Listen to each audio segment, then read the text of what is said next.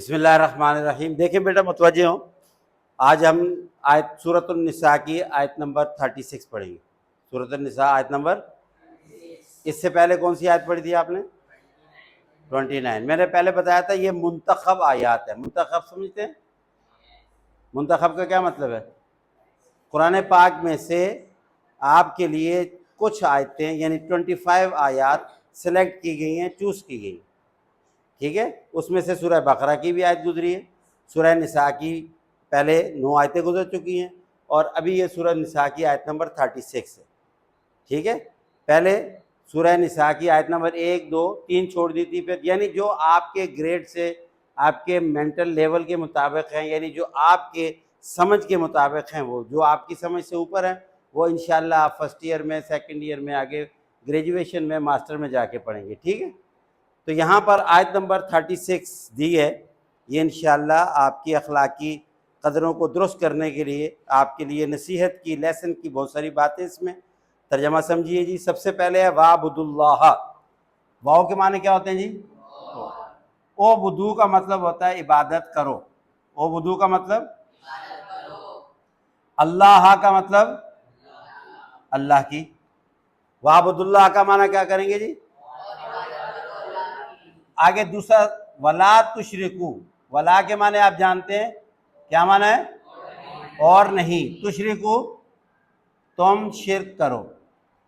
क्या माना करेंगे? और तुम शिर्क मत करो। और तुम शिर्क, ये दो बातें बता दी। एक बात क्या बताई जी? अल्लाह ही की इबादत करो। वाह अब्दुल्ला का माना क्या है? और दूसरी बात बता दी। दूसरी बात क्या बताई जी? यानी इबादत करने का हुक्म दिया और शिर्क से मना किया है। शिर्क समझते हैं ना? अल्लाह की ज़ात और सिफात में किसी को शरीक ठहराना।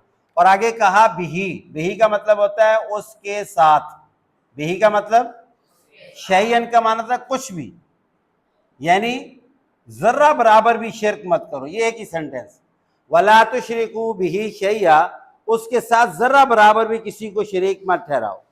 समझे? यानी ना आपने उसके साथ जात में किसी को शरीक ठहराना है और ना उसकी सिफात में किसी को शरीक ठहराना, और ना उसकी, यानी देखिए अल्लाह खालिक है, बाकी सब मखलूक है, और मखलूक को खालिक के साथ कभी भी नहीं मिलाना। ये मतलब है इबादत उसी की करनी है और उसके अलावा किसी की इबादत, और उसके साथ किसी को शरीक।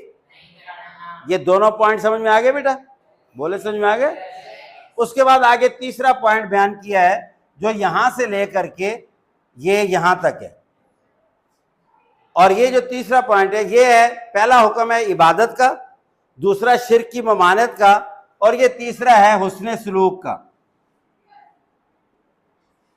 ये हुस्न सलूक यानी अखलाकियात से मुतल्लिक ये पूरा चैप्टर है अखलाकियात का। यानी आपको वो कौन कौन से लोग हैं जिनसे हुस्न सलूक के साथ पे, वैसे तो सारी इंसानियत के साथ ही हुस्न सलूक, तो उसमें से जो इंतहाई इंपॉर्टेंट हैं वो आपको बताए हैं। उसमें सबसे पहला नंबर किनका है जी? ये उर्दू में भी लफ्ज इस्तेमाल होता है, वह बिल वालिदैन। वालिदैन किसको कहते हैं? पेरेंट्स को। तो सबसे पहला दर्जा एहसानन का मतलब एहसानन, एहसान हुस्न से है यार, हुस्न सलूक ये लिखा है ना ऊपर। और तुमने हुस्न सलूक करना है। तुमने बोलो, तुमने किन के साथ? नंबर 1 वालिदैन के साथ। नंबर 2 वबिजिल कुर्बा। ये आप गुजर चुका है, ये माने मैं कर चुका हूं। वबिजिल कुर्बा, वबिजिल कुर्बा का मतलब क्या है? करीबी रिश्तेदार। नंबर 3 यतीमों के साथ, मसाकिन मिस्किनों के साथ। ये तर्जमा मैं पहले आपको बता चुका हूं। हुस्न सलूक करना है नंबर 1, नंबर 2 करीबी रिश्तेदार, नंबर 3, नंबर 4, आगे 5 सुनिए। वल जार इजिल कुर्बा। जार कहते हैं पड़ोसी। जार किसको कहते हैं? और जिल कुर्बा किसको कहते हैं? पीछे पढ़ चुके हैं, करीबी रिश्तेदार। यानी वो पड़ोसी जो करीबी रिश्तेदार है, वो पड़ोसी जो यानी करीबी रिश्तेदार भी है और आपका पड़ोसी भी है। करीबी रिश्तेदार भी और आपका नंबर 1। नंबर 2 वल जारिल जुनूबी, जार किसको कहते हैं? पड़ोसी को। जुनूब किसको कहते हैं? अजनबी को। यानी वो पड़ोसी जो अजनबी है, यानी अजनबी पड़ोसी, यानी अजनबी। नंबर 3 वस्साहिबी बिल जम, साहिब कहते हैं बैठने वाला, जम का मतलब साथ, यानी साथ बैठने वाला, यानी आरजी पड़ोसी, साथ बैठने वाला, ये लफ्जी तर्जमा है, साथ बैठने वाला। जैसे देखें आप सुबह 7 बजे से लेके शाम 2 बजे तक साथ बैठते हैं, ये टेम्परेरी पड़ोसी हैं आप। इस तरह आप कहीं सफर पे जा रहे हैं, सदर जा रहे हैं, लाहौर जा रहे हैं, पेशावर जा रहे हैं, तो प्लेन पे जा रहे हैं या आप ट्रेन पे जा रहे हैं या बस पे जा रहे हैं, तो आपके साथ दूसरी सीट पर जो बंदा बैठा हुआ है वो साहिब बिल जंब है, वो भी आपका पड़ोसी है, लेकिन ये आर्जी पड़ोसी, टेम्परेरी पड़ोसी है। तो पड़ोसी की 3 किस्में हैं। कितनी? अगर आपसे कोई पूछे जी कुरान में पड़ोसी की कितनी किस्में बयान हुई हैं, तो क्या बताएंगे? कितनी? इस दफा पर्चे में भी आया तो बच्चों ने कहा कि जी वो पता ही नहीं है पड़ोसी की कितनी किस्में। हालांकि ये आयत में मौजूद है। पड़ोसी की कितनी किस्में हैं? पहली किस्म क्या है? वो पड़ोसी जो करीबी रिश्तेदार। दूसरा वो पड़ोसी जो यानी पड़ोस में तो है लेकिन अजनबी आप जानते ही नहीं। तीसरा कौन से पड़ोसी? आर्जी पड़ोसी, जैसे सफर वगैरह में, ठीक है, या आपकी ड्यूटी पे, आपकी कॉलेज में, आपकी मस्जिद में, आपके मदरसे में। उसके बाद आगे वब्न सबील, वब्न सबील किसको कहते हैं? मुसाफिर को कहते हैं। उसने सलूक करना है मुसाफिरों के साथ। आगे वमा मलकत ऐमानुकुम, लफ्जी माने समझिए, और माँ का मतलब होता है जो, मलकत कब्जे में है, ऐमानुकुम तुम्हारे, यानी वो लोग जो तुम्हारे कब्जे में हैं, वो लोग जो तुम्हारे, क्या मतलब है इसका? यानी जो तुम्हारे मातहत हैं, तुम्हारे मुलाजमीन हैं, तुम्हारे सर्वेंट हैं। समझ में आ गई बात? वो लोग जो तुम्हारे यानी तुम्हारे मातहत मुलाजमत कर रहे हैं, तुम्हें अल्लाह ने उन पर इक्तदार दिया है, उन पर तुम्हें अफसरी दी है। तो कितने लोगों का बताया जी उसने सलूक का? नंबर 1 वालिदैन, number 2, number 3, number 4, number 5, number 5 कहेंगे पड़ोसी, ख्वाह वो करीबी रिश्तेदार पड़ोसी हो, या वो अजनबी पड़ोसी हो, या वो आर्जी पड़ोसी। और नंबर 6 मुसाफिर। नंबर 7 जो तुम्हारे मातहत हो, जो तुम्हारे। तो इस आयत में कितने हुक्म बयान हुए हैं? नहीं, 3। Very good. कितने हुक्म बयान हुए? 3 हुक्म बयान। पहला हुक्म क्या बयान हुआ? अल्लाह की इबादत का। सेकंड हुक्म क्या बयान हुआ? अल्लाह के साथ किसी को शरीक। और तीसरा हुक्म क्या बयान हुआ? हुस्ने सलूक करना। अब उस हुस्ने सलूक की देखें, अल्लाह की इबादत की डिटेल नहीं की क्योंकि आप बार हासम पढ़ चुके हैं। इबादत क्या है? नमाज पढ़ना, रोजा रखना, हज करना, ज़कात करना, जिहाद करना, माँ बाप की खिदमत करना, ये सारी इबादत है ना, वो आपको मालूम है, बार बार पढ़ाई जा चुकी है।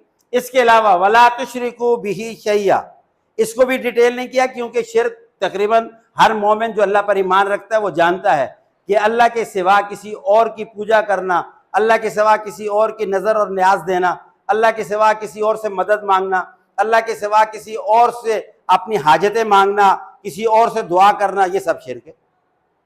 ख्वाह वो आप जा करके मज़ारों पे करें, वो ख्वाह आप जा करके किसी कब्रिस्तान में करें, ख्वाह वो किसी आप जा करके किसी दरबार में करें, कहीं भी अल्लाह को छोड़कर किसी और दरबार में जाके, कब्र के सामने जाके या दरबार के सामने जाकर, किसी पीर साहब के सामने जाके, किसी इमाम साहब के सामने जाकर के आप उसके सामने सजदा करते हैं, ये जायज़ है? ये शिर्क है। क्योंकि सजदा किसको करना चाहिए? कब्र को सजदा करना चाहिए? किसी पीर साहब को करना चाहिए? किसी इमाम साहब को करना चाहिए? उस्ताद को करना चाहिए? बीवी खामद को सजदा कर सकती है? उस्ताद शागिर्द उस्ताद को सजदा कर सकता है? ये शिर्क है। ये क्या है? समझे हो? ये बात समझ में आ गई? इसकी डिटेल बयान नहीं की क्योंकि इसकी डिटेल बहुत सारी जगहों पे बयान की जा चुकी है और बयान होती रही, और उसको बच्चे अक्सर जानते हैं, लोग अक्सर जानते हैं। अखलाकियात को बयान किया है, इसको भी जानना चाहिए और इसकी इंपॉर्टेंस भी बहुत ज्यादा है। याद रखिएगा, जिस तरह इबादत की इंपॉर्टेंस है, जिस तरह से अल्लाह के साथ किसी को शरीक ना करने की इंपॉर्टेंस है, इसी तरह से अल्लाह के इबादत के बाद हुस्न सलूक की बहुत बड़ी इंपॉर्टेंस है। बेटा याद रखिए, क्योंकि जिस माहौल में, जिस माशरे में हम रहते हैं, अगर उनके साथ हमारा ताल्लुक अच्छा नहीं है तो हम अच्छे नहीं, अल्लाह की निगाहों में भी अच्छे नहीं है, हमारी दुनिया भी अच्छी नहीं है, आखिरत भी अच्छी नहीं। तो ये अल्लाह ताला ने ये भी बहुत सारी जगहों पे इसको कहा है, हमें इस पर जरूर ध्यान देना चाहिए, इस पर तवज्जो देनी चाहिए। हुस्न सलूक किसे कहते हैं? यानी हमारा रवैया अच्छा होना चाहिए, दरगुजर का, मुआफ़ी का रवैया होना चाहिए, प्यार का, मोहब्बत का रवैया होना चाहिए। अगर उनकी तरफ से कोई ज्यादती भी हो जाती है, हमें माफ़ कर देना चाहिए।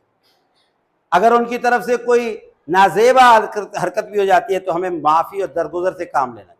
हमारी तरफ से उन पर कोई ज्यादती नहीं होनी चाहिए, हमारी तरफ से उनको कोई तकलीफ नहीं पहुंचनी चाहिए। इसको हुस्न सलूक कहते हैं। हम उनको, उनकी की हुई गलतियों को माफ़ कर दें और अपनी तरफ से उन पर कोई ज्यादती ना करें। ये मुख्तसर मैंने डिटेल बताई है हुस्न सलूक की। उसमें क्या है? सबसे पहला नंबर किसका है? सेकंड दर्जा करीबी, थर्ड, फोर्थ, फिफ्थ पड़ोसी, ख्वाह वो करीबी रिश्तेदार हो या वो अजनबी हो या वो आर्जी पड़ोसी हो, मुसाफिर हैं और जो अपने मातहत काम कर रहे हैं, इनके साथ हुस्न सलूक। और आखिर में अल्लाह ने कहा, इन अल्लाह, बेशक अल्लाह, बेशक अल्लाह, ला युहिब्बु, पसंद नहीं करता, पसंद नहीं करता। ला युहिब्बु का मतलब पसंद नहीं करता। मन काना, मन का मतलब होता है जो, काना है, मुख्तालन फखर करने, मुख्तालन अकड़ने वाला, अकड़ने वाला, फखूरन फखर करने वाला। फखर मतलब तकब्बुर,